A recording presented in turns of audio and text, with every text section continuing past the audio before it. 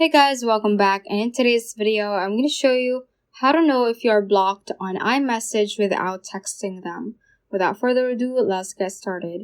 So I don't have anyone blocked me on iMessage right now, so I'm just going to go to Safari and show you some pictures from Google that shows that the signs that you are blocked by that contact on iMessage. So this is basically how it looks like and how it is formatted in iMessage. So before the block, your iMessage is delivered, and after the block, it is stated as sent as text message.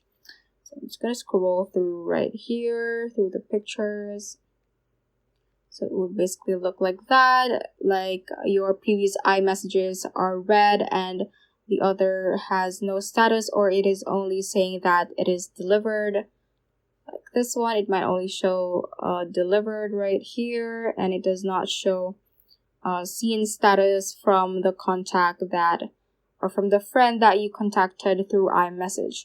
So one way to know that you are blocked is to contact them from another device. So you can just use another device with a different contact number, of course, and try to contact them through that.